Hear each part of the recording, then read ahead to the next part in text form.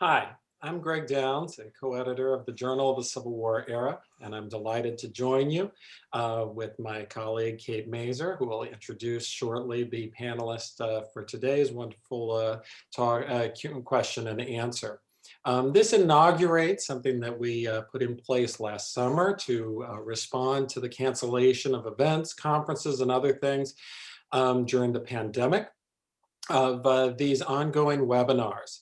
The ones that we did in 2020 are archived at the YouTube page of the Journal of the Civil War Era and are also linkable through the page of the Journal of the Civil War Era. And this inaugurates the first of 5 talks that we have scheduled thus far for 2021, taking us into the summer. And so after today, the next will be Thursday, February the 11th. 4 p.m. Eastern with Chris Bonner on Remaking the Republic. Wednesday, March 17th, also 4 p.m. Eastern with Ken No on The Howling Storm. Wednesday, April 14th, same time, 4 p.m. Eastern with Elena Roberts. I've been here all the while. And then finally, Wednesday, May 12th, same time, 4 p.m. Eastern with Kevin Waite, West of Slavery. So we're looking forward to all of these events, and we appreciate your tuning in live. If you're here live, we'll put in some reminders, but you'll see that there is a question and answer button. If you submit through there at any point during the Q&A, we will be keeping our eyes on those as we go along. We also have some pre-submitted questions, but you can submit through the Q&A. And as always, we would recommend you submitting on the, as you have the inspiration, not in the last few minutes, because sometimes there's a rush of questions right as we're about to sign off, which we generally aim to do at the end of the hour. So I want to thank you and welcome you and turn over to Kate to introduce today's talk. All right, thanks so much, Greg, and welcome everyone. I am pleased to introduce our 2 speakers today and their brand new book. So with us today are Natalie Ring, who is an associate professor of history at the University of Texas at Dallas. She's the author of The Problem South, Region, Empire, and the New Liberal State, 1880 to 1920, and co-editor of 2 collections on the early Jim Crow period. She's currently working on a history of Angola Prison in Louisiana. And Sarah Gardner, who is Distinguished University Professor of History at Mercer University. She's currently working on 2 projects, Reading During Wartime and Shakespeare Fights the Civil War. So Sarah and Natalie have just put out this new book. I'm holding it up right here, published by Oxford University Press, The Lost Lectures of C. Vann Woodward, with a foreword by Edward Ayers and edited by Natalie Ring and Sarah Gardner. This is a book of previously unpublished material by the eminent 20th century historian C. Vann Woodward, with a terrific introduction that situates that work in the context of Woodward's career and in the context of historiography on 2 main topics. First of all, Southern white dissenters in history, and secondly, the history and historiography of the Reconstruction era. So I'm really excited to hear Sarah and Natalie talk about this book today. And my first question is just for you to describe the book a little more. I gave my own little overview, but for people who haven't got a chance to have the book and take a look at it for themselves, what will they find here? Well, it's a set of, maybe I should start back with what we initially went to the archives at Yale University and we were looking at Woodward's papers, and we discovered that Woodward had published multiple sets of lectures, and we already were familiar with one set. I'm sure many people are familiar with this set, The Strange Career of Jim Crow, which was a set of lectures that he gave at the University of Virginia in 1954. But as we were going through papers, we saw a set of lectures that he gave at LSU in 1951, the Fleming lectures. Another set of lectures he gave in 1964 at Cornell University. And yet another set of lectures in 1969 that he gave at Yale University Law School. And then there was finally one other set, I believe, from 1954 or 1955. I can't recall the exact date. A set of 8 lectures that he gave in London.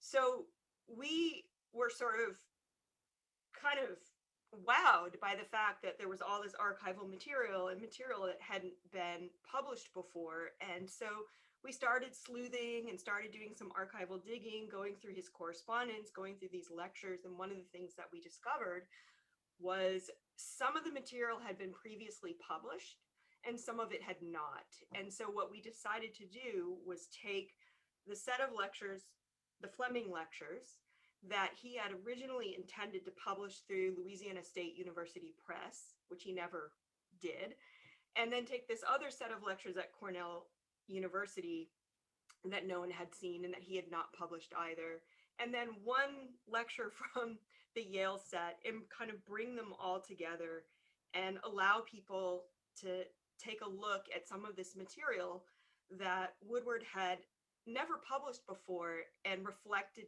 topics that he had been working on for many years, and again, had never either published as a set of lectures or even fully fleshed out into an entire book.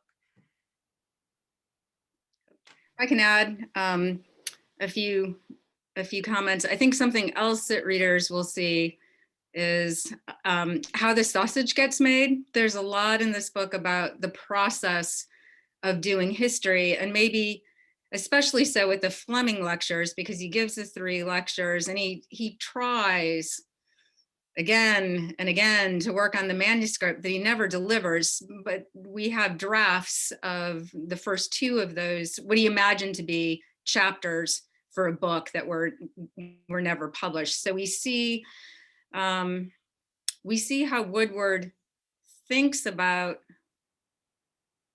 the work that he's doing. We see his doubts, we see his anxiety, we see him get excited, we see him in the sort of depths of despair, reaching out to colleagues and asking for help or advice, and we see him abandon these projects. So I think I found that part really compelling.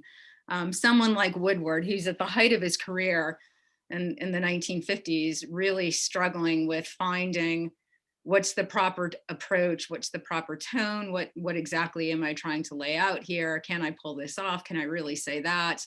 All the while trying to figure out where it fits in the existing historiography of the 1950s and 1960s. So I kind of appreciate it for the sausage making aspect of it, something that we don't often get to see in anyone else's work but our own. And we think we're the only ones, right? You struggle. Everyone else turns out perfect prose the moment they sit down, and we're the ones who struggle. But here's Woodward struggling just like everyone else. So a couple, I'm going to follow up on that question. A couple things I want to note. Just Natalie, I wonder if it's possible for you to be louder, because you were quite faint relative to the other panelists, and it was also noted by some audience members. So I don't think it's just on my end or Kate's either. So the second is just for when you're talking, your voice came through quite faintly relative to Sarah's. The second thing I want to note is I see some hands up among the attendees.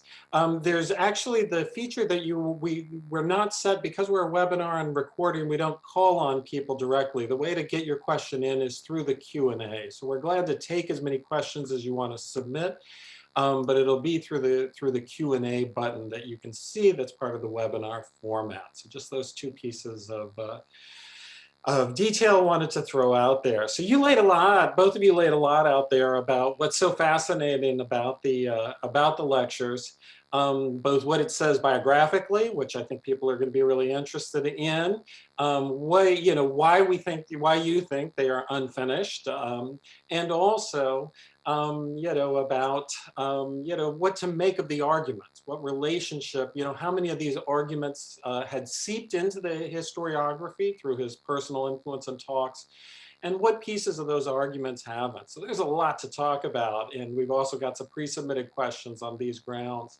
But I also wanted first, if you could say just a little bit more about the actual work of what you did. So how do you edit? I was sort of fascinated as you named the things, you know, footnotes that are missing, quotes that you found impossible to check, you know, idiosyncratic, I think is the word you use, maybe as eccentric, punctuation, things like that.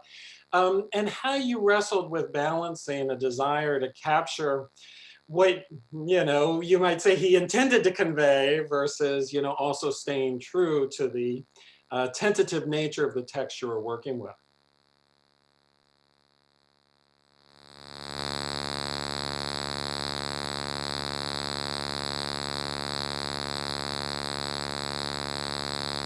So Natalie, now we can't hear you at all, and there was just a lot of feedback.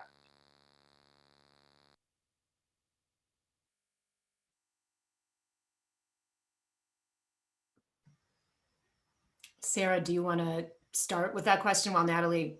Yeah, so there are a couple of things, and I'll start with the idiosyncratic punctuation question. And we went back and forth on this about how much did we, when did we correct something that was clearly a typo, or what we imagined to be clearly a typo or faulty punctuation, but again, an error of typing and not knowing the rules of grammar kind of thing. And whether we wanted to leave in some of the messiness, and we tried to strike a balance. I was leaning toward the messiness in part because there were a lot of reasons, I think, why these lectures were not published. And part of it was because they needed a lot of polishing. It wasn't simply, right, there's a letter that we cite where someone from LSU Press says, these are ready to go. You just need to add the accent on the Grimkeys and we're good to go. And they needed more than the accent on Grimkey. But we also didn't want to like suggest that he, you know, didn't know what he was doing either, right? These are drafts and drafts look like drafts. They're drafty, right? And so I think we were trying to strike a balance between cleaning up some of the errors, mistakes, typos, but also letting readers see what a draft looks like. And then I'll stop there. And I think, can you hear me now? No, okay. We can hear you now, but really faintly. Okay. Let me see if I can turn sound up.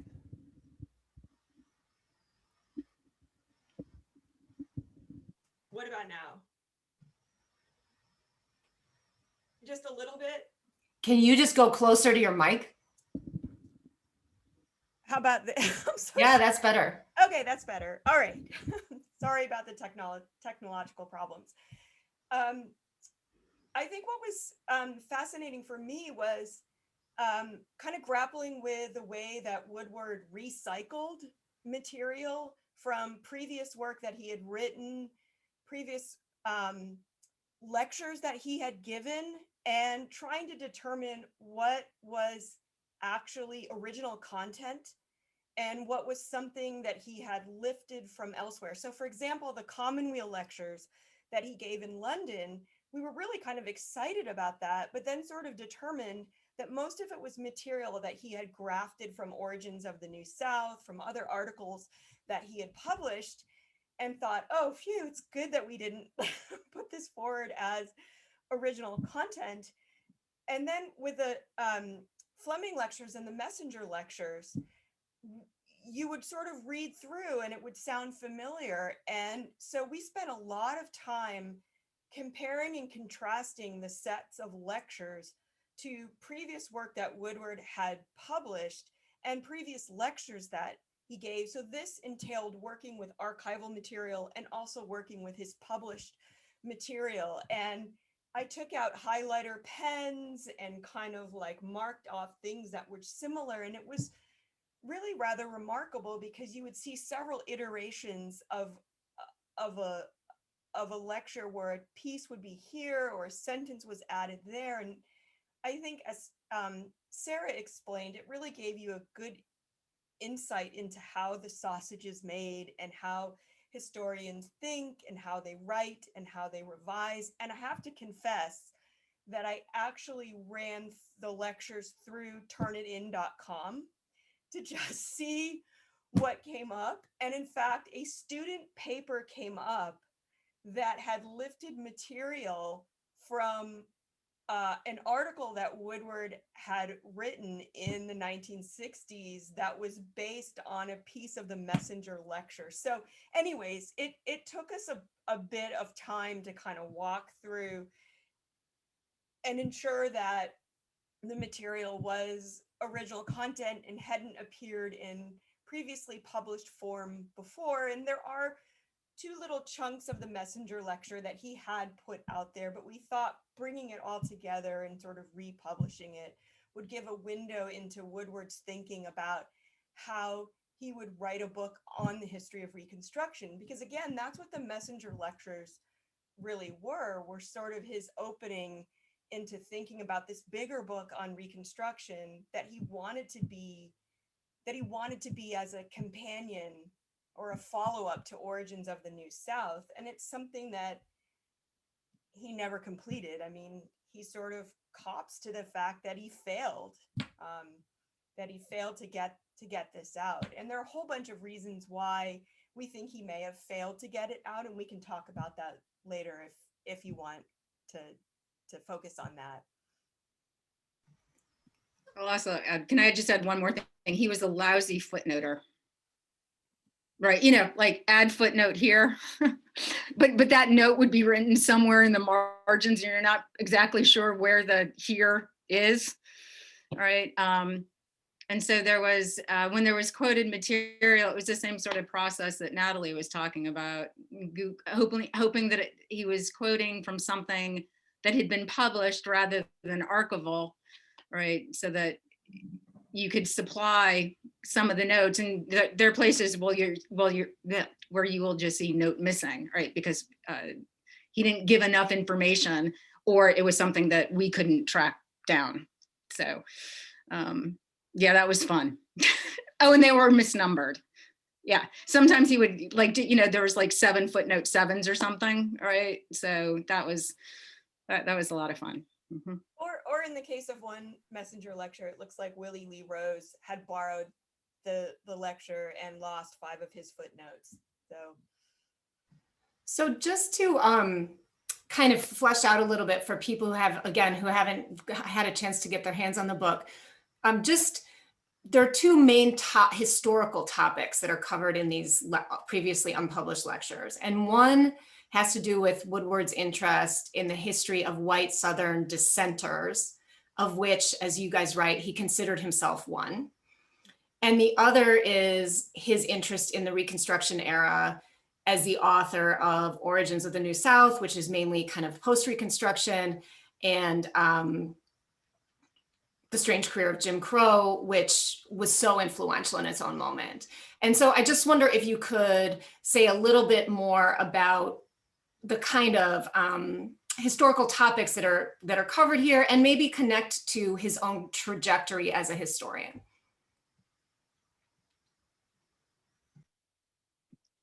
I'll say something about the Fleming lectures, which are the lectures on white Southern dissenters, and frankly, mostly about white Southern men. The Grimke sisters show up. Maddie Griffith gets 2 mentions, but he doesn't talk about her at all. And I wonder how much the Grimkes would have received attention had they not been connected to Theodore Weld. But that's another point. That's a side point. And that was not the topic he originally imagined for the Fleming lectures. He had hoped to expand on a chapter that was in Origins, the Forked Road to Reunion, which eventually comes out as, Reunion and Reaction. But LSU was concerned, they didn't want him sort of poaching on material that from a book that had come out right before he started working on these lectures, right? They had hoped all the good stuff in Origin. So he needed a new topic, and he chose dissenters. And I think a lot of that has to do with Woodward thinking of himself as a Southern dissenter. And he talks about I guess it's in Thinking Back, maybe he talks about, or one of those retrospectives where he's thinking about his career, and he considered himself a dissenter in the 1930s. He had written about Tom Watson. He takes a position at Hopkins, and then he goes to Yale, so he really is a Southern dissenter in the North. And so I think when we talk about finding a usable past, it's not just finding a usable past for the nation. It's, in some cases, it's finding a usable past for Woodward, right? What does it mean to be a Southern dissenter in the North? And I don't think he found what he wanted to find in the dissenters he wrote about, not in terms of their principles, but in terms, they didn't seem to be very happy people.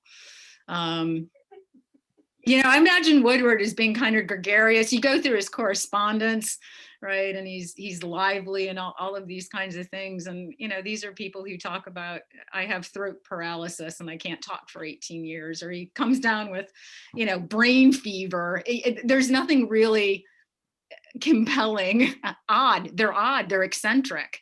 And I don't think that's necessarily what he wanted to find. I don't think I'll go as far as saying that's why he didn't finish the lectures, because he got sort of tired with him. But I do think you get a kind of weariness. By the time he's working on the chapters, I think his tone changes a little bit from the lectures that he had delivered, in part because the dissenters weren't as interesting or helpful for him. But he does talk about the kind of courage that it takes to be a dissenter. What does it mean to be, you know, the men, the white men he talks about were, for the, at least in the first set of lectures, came from the Southern aristocracy, right? They were wealthy white. They weren't, as he says, you know, from the middling sorts. So he did see some courage and principle in their actions and in their decisions. But I don't think he would ever want to have a dinner party with him. So that's great. That's, you know, I was going to ask you to follow up on why your reasons you give in the introduction of why you suspect that first grouping around dissent, obviously something very important to his heart and self-conception, why that didn't end up coming to fruition. And you've touched on some of the points of that. And the other thing I think you bring up in the introduction is his own ambivalence about how to understand the southern part of that. But if he decided some dissenters, you know, were people he had spent just enough time with, that his own, you know, wrestling with how to fix them in relation to a South. The other big chunk of them that you talk about, and one that we've got a bunch of questions, is about Reconstruction. And I wonder if you all could kind of sketch out to what you think is going on in those, and then we can follow up with why you think he didn't end up taking them to fruition, and then something else you've laid on the table. You know, we can keep spelling out a piece at a time how it relates back to what you mentioned, Sarah, the idea of the usable past, right? You know, so but maybe it would make sense just to start by laying out what's the other big group of lectures that you republished, and what do they have to tell us?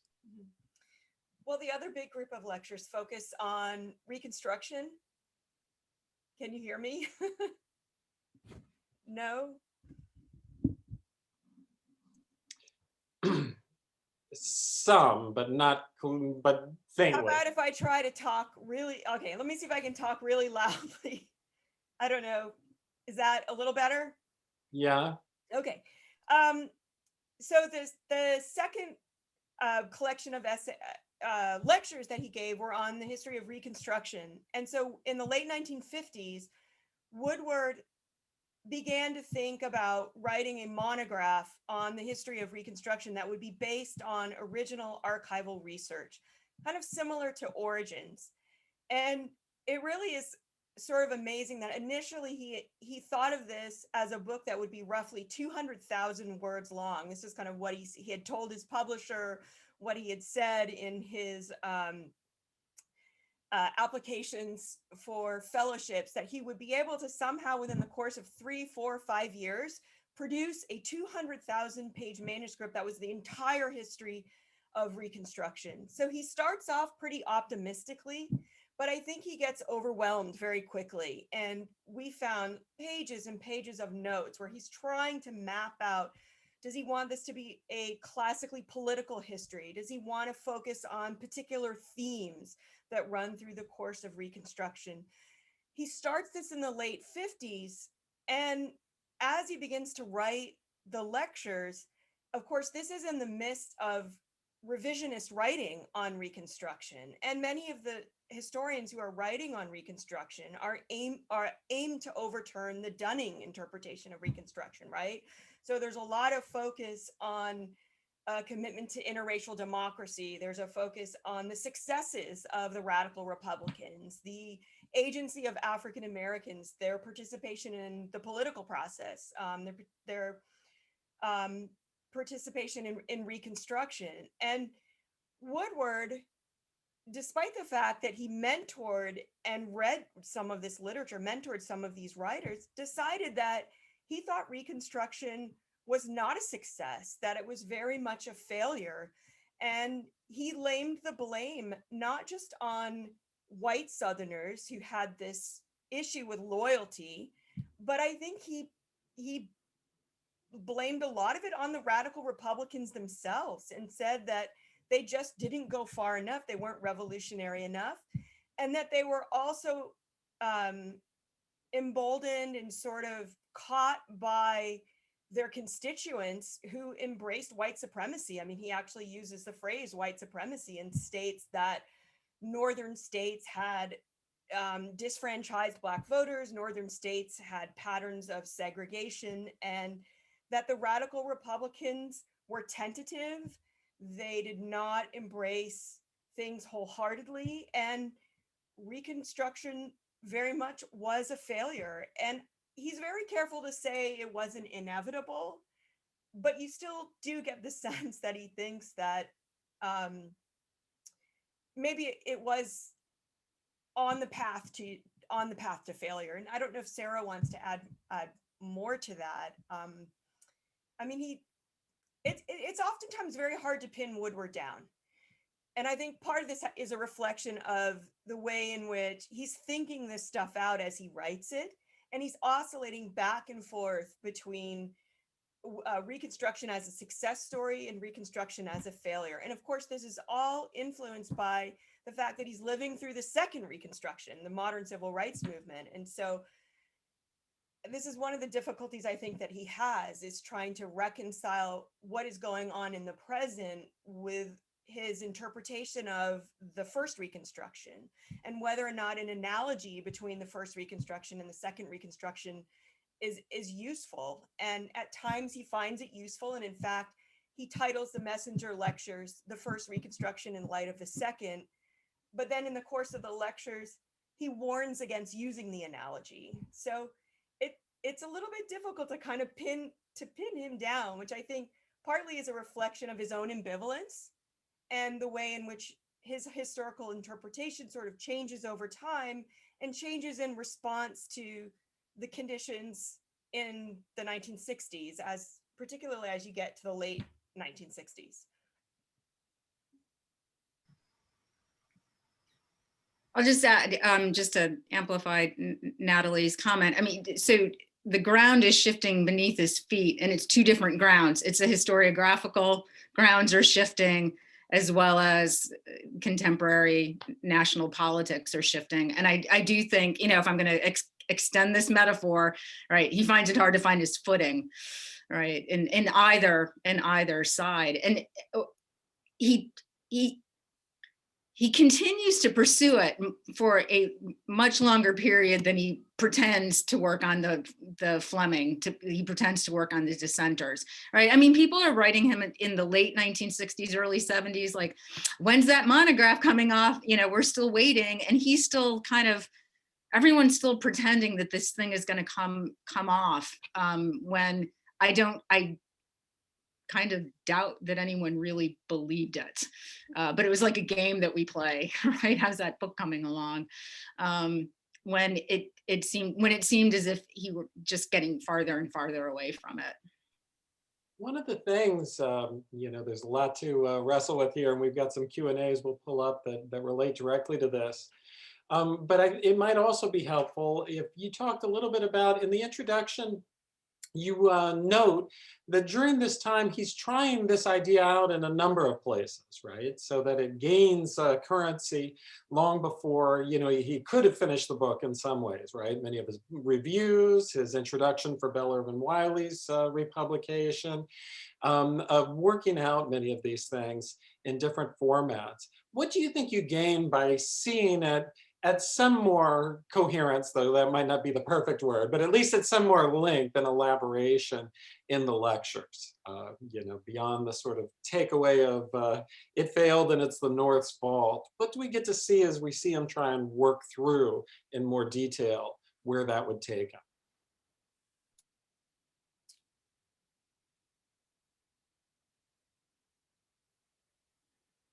Can you rephrase that question again? So you're Yeah, so for scholars who, are familiar with, that is, what his vision of Reconstruction was. What did they get from looking at the lectures together?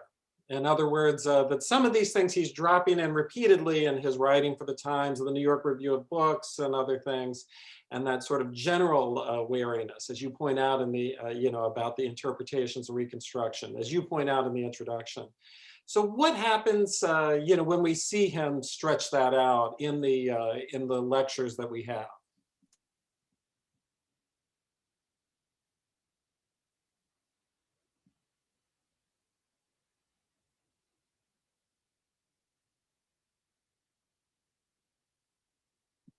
I think one thing that we see, I'll make one observation and then hazard an answer.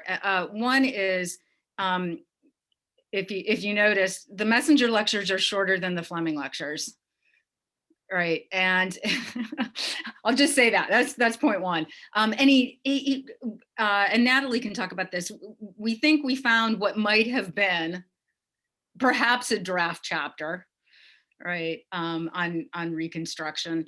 But the lectures he gives, the Messenger lectures are shorter, but they still have a kind of continuity to them, right? So I think what you get reading them as a whole, like as a group, as opposed to here's this piece in the New York Review of Books, here's this piece for Harper's Magazine, is an effort at a sustained argument, right? That gets him to 1872, which, he now says that's where, 1872, not 1877, that's when we can, that's when we can when we can pronounce this thing dead.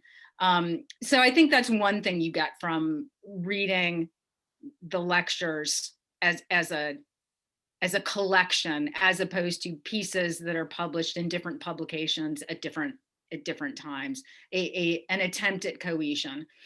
And lectures do that well, because you can say, in last night's lecture, I talked about, right? So there's even an effort at making the thread explicit. So that's one thing I would say about the benefit of seeing them collected, as opposed to, oh, here's number 3. This one was pretty interesting.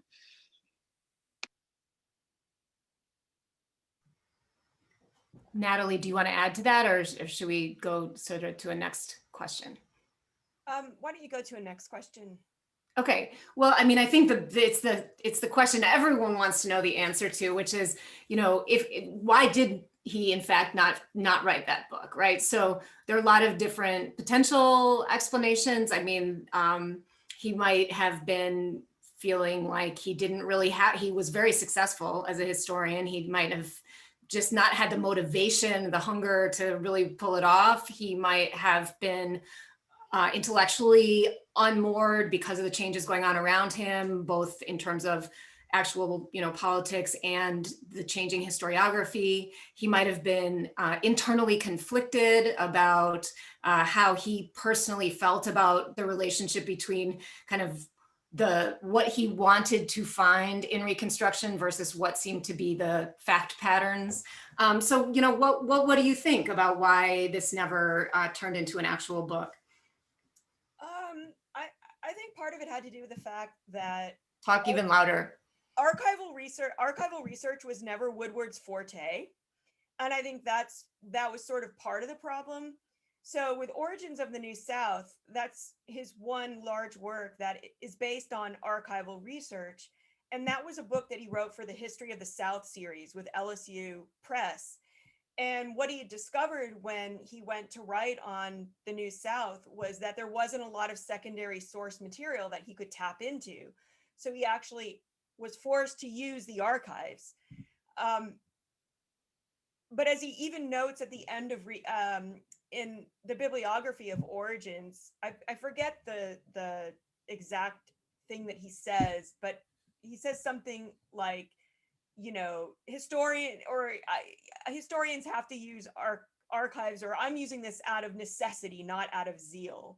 So then he takes on this really large project where he's trying to write a history of Reconstruction in 11 states.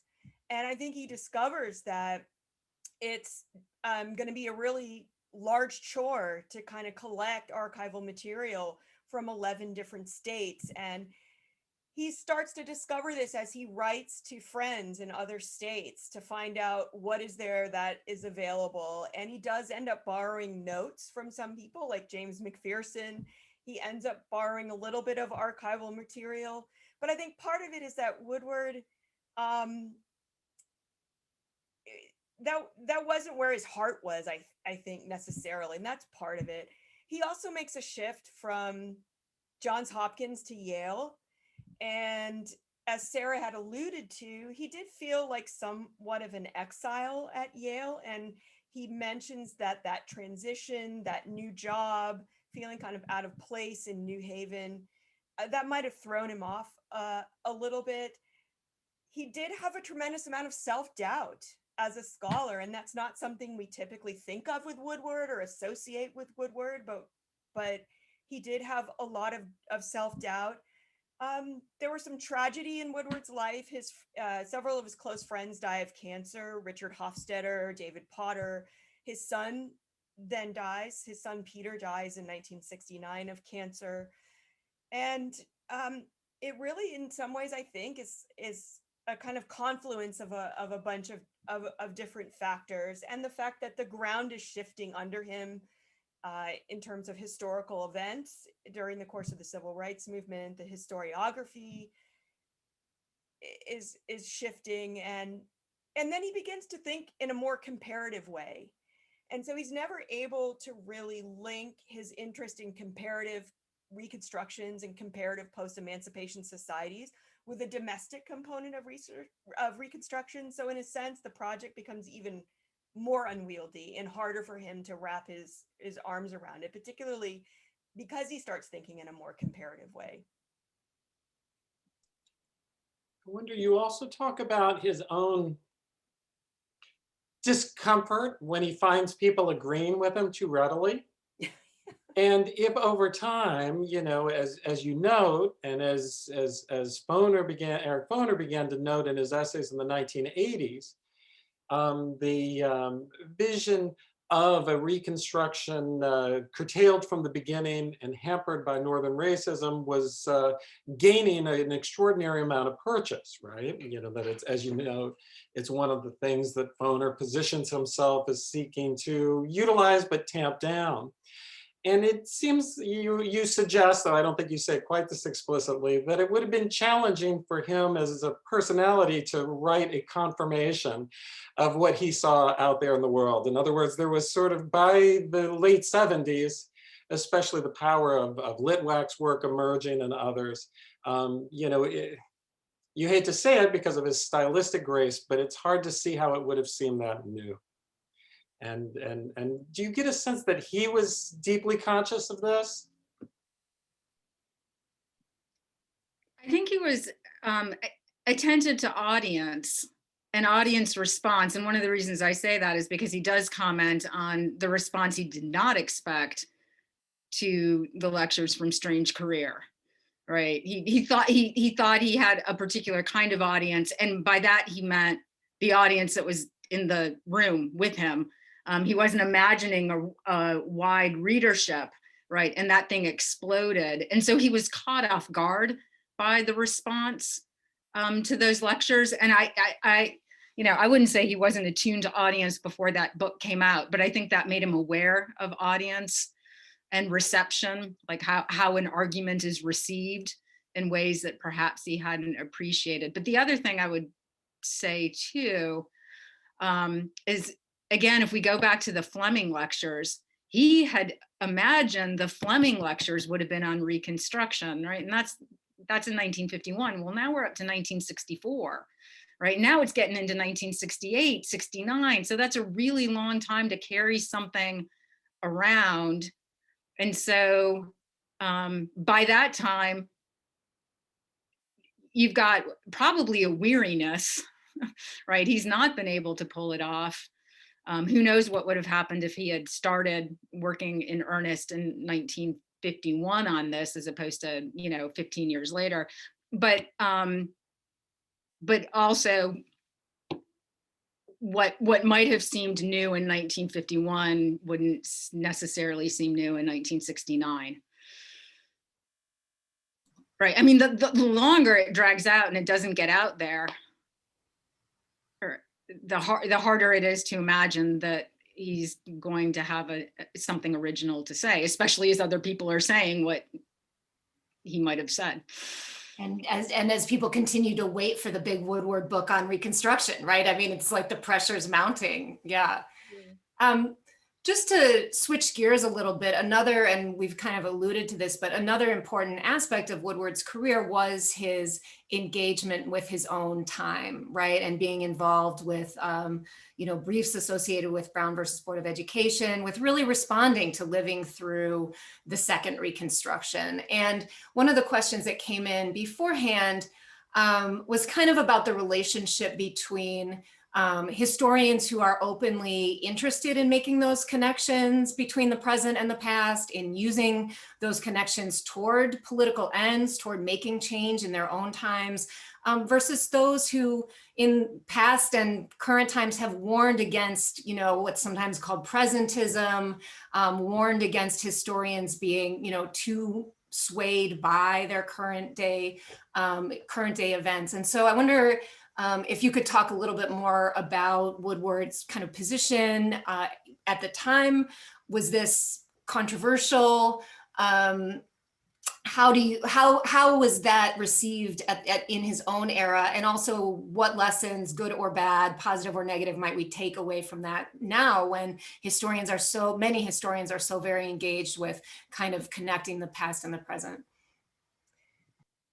I think Woodward certainly was a presentist historian, and some scholars, Michael O'Brien and James Cobb, who've written about Woodward, have suggested that he became much more of a public intellectual over time, and that's where he put a lot of his energy. So I think he certainly was interested in offering commentary on the present as it pertains to the past.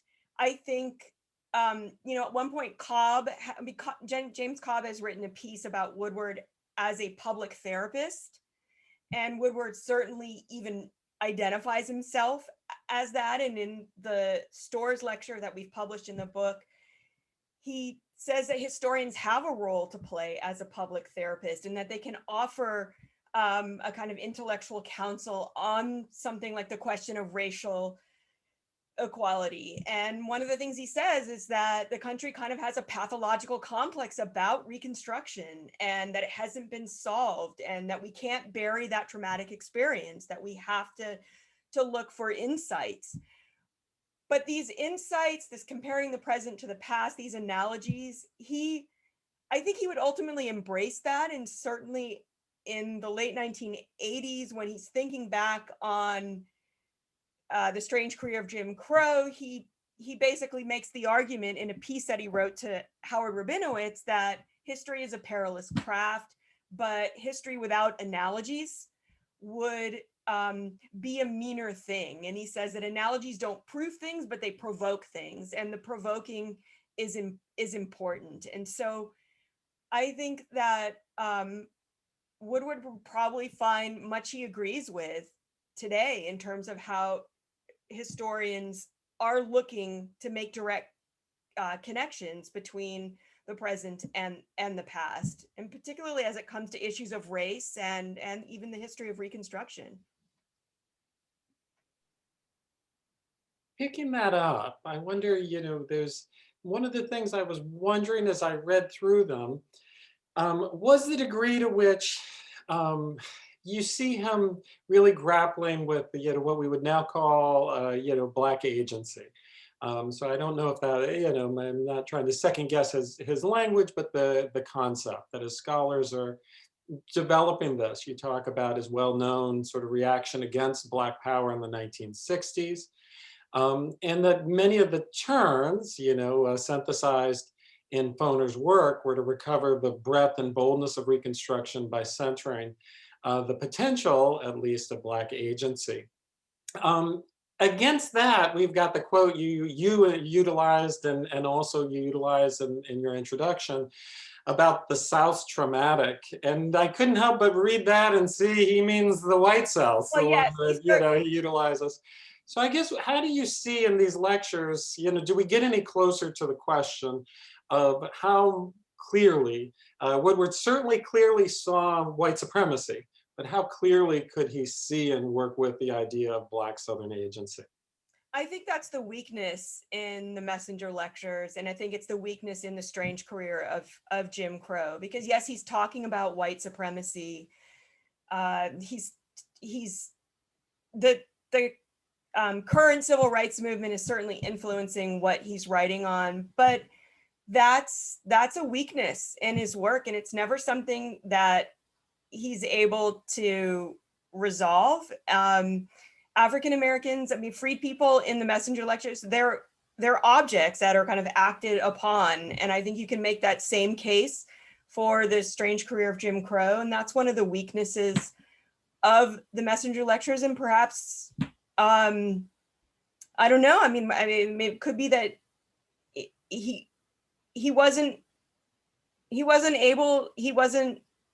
failed. He failed to include the agency of African Americans. That's one of the weaknesses of the Messenger lectures, and perhaps that's why he didn't finish the book, because he never could. I don't know what Sarah would say. He failed. He could never truly embrace that. And you're right. When he talks about the South, he's talking about the white South, and he's thinking about white Southern liberals. And in fact, one of his very close friends, Carlton, at the University of Florida, says that white Southerners have never embraced racial equality, and that Woodward is a little bit naive to think that is a possibility. But he is. Yeah, I don't know. He failed. He failed, and he does not focus on Black agency. And whether or not he would have reached that point, I don't know. Yeah, I doubt it. I don't think he was particularly. I don't think he was particularly interested in it. But and I also think he understood that he was not attuned, trained. I don't think he knew how to do the kind of historical work he would need to do to be able to write about Black agency. There's a letter that he wrote in the 1980s, and it has nothing to do with any of this work that we're talking about, but he says something to the effect of, it's a confession, I know that if something occurred in the past, there's a history to it. Like, if it happened in the past, there's a history, but I'll be damned if I know how to write it. Right.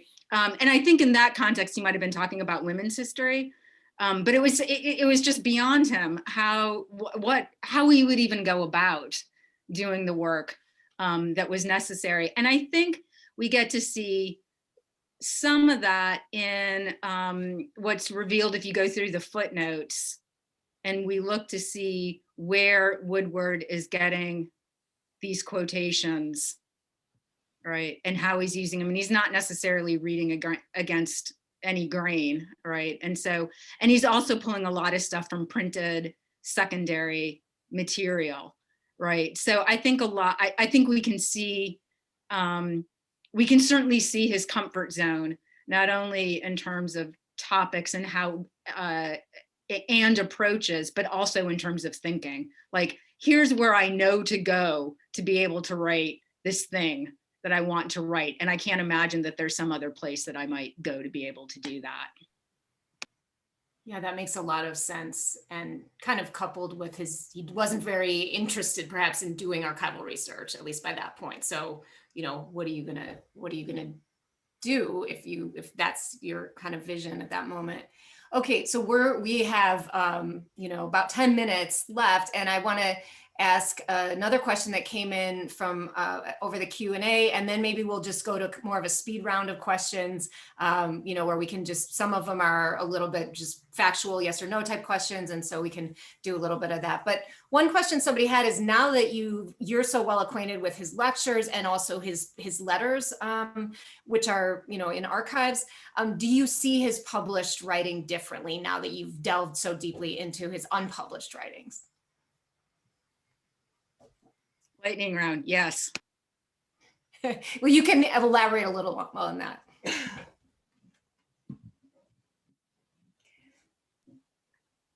Yeah, I do. I mean, how can I not see him differently?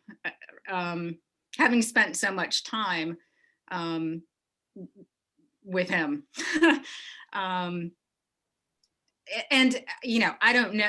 I don't think no, I know I didn't. I didn't hold him up as some kind of god of the profession, but he's certainly more human. I will say that. I don't know if I'm disappointed, because I don't know if I had higher expectations of him than what I would of any other historian, but he does seem more, because he struggled so much, I think he seems more human. Does it cast, though, new light on the published work that we're familiar with, or does it more just sort of fill out what we already know about his perspectives as a historian?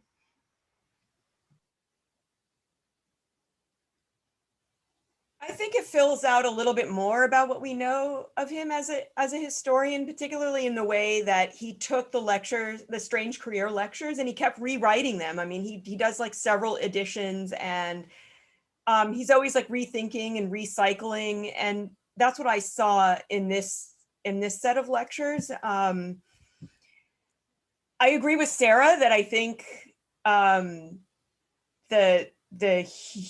saw more of the humanity of Woodward, and the fact that he was willing to admit to failure, at least toward the end of his life. Maybe not necessarily publicly, but at least to some of his friends. I will say that there was a tremendous amount of archival material in Woodward's papers, not just the correspondence, but there are boxes and boxes of unpublished material that no one has released or others haven't seen. So I was impressed with his output. And I guess what it also tells me is that he wrote a lot, but he didn't always put it out there in the public, possibly because he had self-doubts. So there is a lot of this unpublished material that he kind of kept back. Yeah, so let's go to speed round, one of which relates to something that you brought up. Some of these are literally yes, no questions. Did you have to obtain permission from surviving family members? No, we did not, because the rights to Woodward's work lay with the Sterling Library, the archives. So we just spoke to the archivist, and that was that. They let us publish it because they wanted it to be reprinted and they wanted the public to see it. This is not, thank you. This is not exactly a yes or no question, but you mentioned earlier that he said he came to the conclusion that Reconstruction probably really ended in 1872. And that's something that's kind of come up in the corners of Twitter recently, because that's when Congress passed this big act, basically pardoning former Confederates. And so what are the implications of the short Reconstruction thesis in 2 sentences or less? No, just what are the implications of thinking about thinking that way, or maybe why did Woodward come up with that as such a significant turning point when so often that has not been considered a significant turning point? I think that Woodward saw that giving amnesty in 1872, that just kind of shut it down. That was the end of it. I mean, one of the things he sort of does in these lectures is think in a counterfactual way, and think about what would have happened if radical Republicans had been much more revolutionary. What if Stevens had engaged in land redistribution? He even made some remark about sending Klansmen and white rebels off to Alaska, which the US had purchased in 1867. So I think it's all part and parcel of the idea of Reconstruction as a failure, and that it fails pretty early, and that, you know, radical Republicans didn't do what they should have done. They didn't hold trials. They didn't hold anybody responsible. They ended up giving amnesty in 1872. They didn't redistribute the land to free people. All right, so back to something closer to yes or no. Did Woodward work with graduate, undergraduate research assistants significantly in ways that you could tell? Yes. Graduate students, I don't know about undergraduates. And certainly when he was, certainly when he was working on the Chestnut diary, he had a team of graduate students. And even if his students weren't working as graduate assistants, he was drawing on their insight and on their work.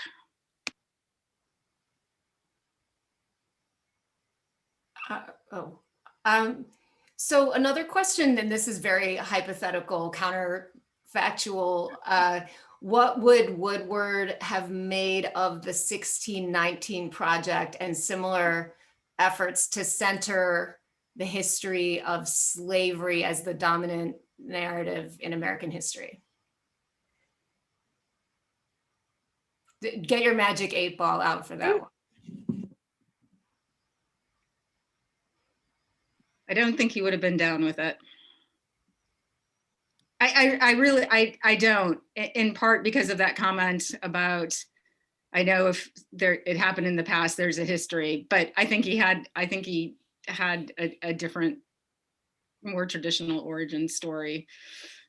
But that's assuming that nothing would have changed. I'm imagining the Woodward sort of in the 70s and 80s Woodward, and that nothing would have changed in his thinking had he lived to be 120. So, you know, I don't know, but the sort of 1970s, 1980s, 1990s Woodward, I don't know, but I guess not. There was another question, which is similarly challenging, which is, is there any way to imagine how he would have interpreted Trumpism? You know, there was a fair number of scholars touching on how he would have interpreted Barack Obama's election. And in some ways, that's sort of simpler to read into a Woodwardian integrationist narrative. But yeah, do you have any purchase on that question? I don't think Woodward would have been surprised by Trumpism, because he pointed out that following any kind of Reconstruction, and theoretically you might be able to call what's happened with, I mean, some historians and political scientists have argued that Barack Obama is kind of the sort of like epitome of the third Reconstruction. But one of the things that Woodward said was that there's always a great reaction.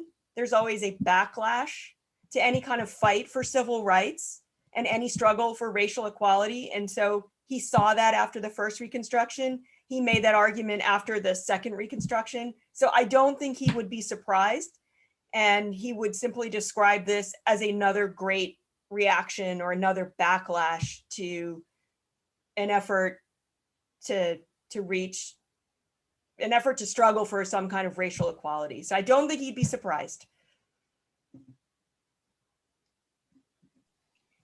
One of the other interesting things that we just touched on, you mentioned, but we just touched on, was that he played a role in helping center comparative history, even though he didn't end up producing a work of, some of his students did, a number of people in his circle kind of ran with this. And I wonder if you can just talk a little bit about the efforts that he was making in that regard. And if they, and if you have time, if they interacted with these questions back to Southern dissenters or to Reconstruction. In other words, if the comparative approach seemed to be useful or seemed to disrupt the ideas that he had previously had. I don't, in the case with the dissenters, which I really just, I really don't think, as much as he said he was going to finish these, these chapters, I don't think his heart was in it. Ultimately, we call it, it lived a very short and inconspicuous life, and then it died. I mean, he just did not come back to it. And I really don't see him engaging any kind of work through his later correspondence. It would suggest perhaps a comparative approach to dissent, right? And he's operating in the Cold War, right? So there's a lot of ways you could bring in dissent in a comparative approach, but I didn't really see that. I also wasn't looking for it, but I didn't see it in we went through a lot of correspondence. And yeah. He was certainly interested in comparative reconstructions and comparative emancipations, and he publishes a couple of articles on that, and the set of lectures, the Storrs lectures that he gives at Yale Law School in 1969 are comparative. And he was thinking about, and one of the arguments that he makes is that in any post-emancipation society, when you have this transition from slavery onward, you're going to have a new system of forced labor that arises. But I don't know if that was necessarily his original thought. I mean, he's kind of borrowing from other historians that are already thinking in comparative ways. So he heads in that direction, but he doesn't produce a big piece of work on it. And he does at least acknowledge that, he's borrowing that from other people. This is a hard one, but it's one, that I was thinking about progressive historians and Hofstadter, and about the chapter on Turner, right? Who starts sort of obsessively collecting book contracts as a way of not writing books. And Hofstadter's wrestling at the end of that, it's been a while since I've looked at it, with the question of A, how much did Turner realize? And B, did it torture him, right? Like, clearly it made Hofstadter uncomfortable, right? To see the excuses play out and so on. Do you think, you suggest that Woodward certainly became cognizant over his long life that these things were never going to happen. How much do you think it tortured him?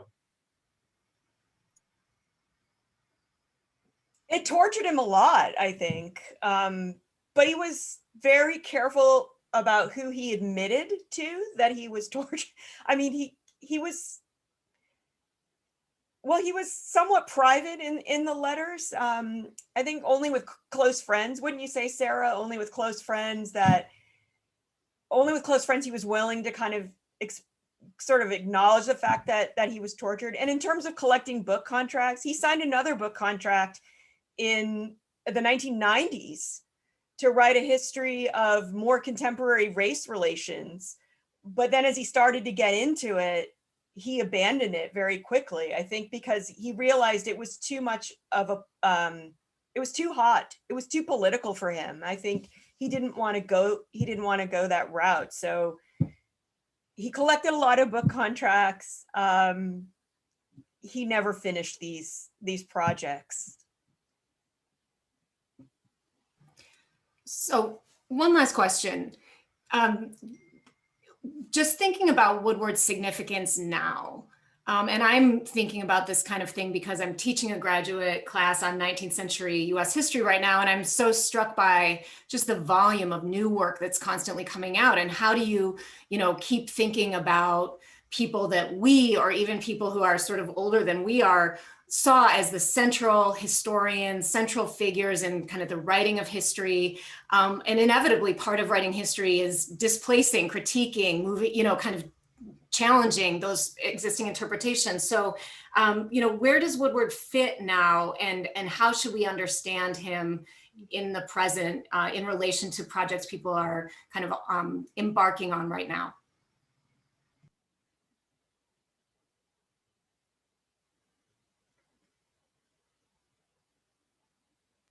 Perhaps useful for his appreciation of irony. Right, so some of those themes that run through Origins. Essential, probably hard for me to imagine it not being essential, because it was essential that I read it. I mean, I was told that, right? We were all told that. And so, damn it, right? You're gonna read it too. But I don't know, I could certainly see it moving to a secondary list for those who might, for general comps, maybe moving to a list for someone who's specializing in Southern history and maybe not staying on the generalist list. I don't know, that might be too iconoclastic out there, but there you go. I think you're muted, Natalie. I would agree with Sarah. It was essential in the courses that I took, but as you point out, Kate, more and more literature is published every year. And what Origins came out in 1951. So we're talking 70 years ago, and that's a long time ago. I don't know if I was teaching a history of the New South, I would necessarily assign Origins. I always used to think that I would. But if I had a graduate student or someone who was interested in researching the New South, I would say you have to look at the book, even just for the footnotes and the kind of wide breadth, the kind of synthesis. We don't have a lot of successful books that kind of do a big synthesis of a history. So I find that useful with Origins of the New South. And so if a student is looking for a topic to write on, or whether it's a paper for an undergraduate or a dissertation, I would say, yeah, look at Origins of the New South. But I don't know if I would assign it in a class. And then of course we don't have Woodward's Reconstruction book, so we're way beyond that. Although we do have a few articles we can read and engage with, which I personally have on Reconstruction, which I have done. So listen, we want to really thank you for being here today, for talking about this book. I'm going to hold it up again. It's such a pleasure to read your introduction, which is so well researched into his papers and his career. And really, as you said, the inner workings of a prominent historian, kind of pulling back the curtain on that, as well as the lectures themselves, which are fascinating to read. And just so you know, lots of people who came today are also 19th century historians of the South who are really excited to hear from you, who are, incredibly engaged in these questions, both historical and historiographical. So thanks so much for being here, Natalie and Sarah. Thanks to Cecily and Matt, who are in the background helping us out. And thanks to everyone who attended as well. And Greg is going to give a reminder of what we have coming up next. All right, thank you all so much. Hope to see you again on February 11th, a Thursday, same time, starting at 4 p.m. Eastern, 1 Pacific. Christopher Bonner, Remaking the Republic, Black Politics.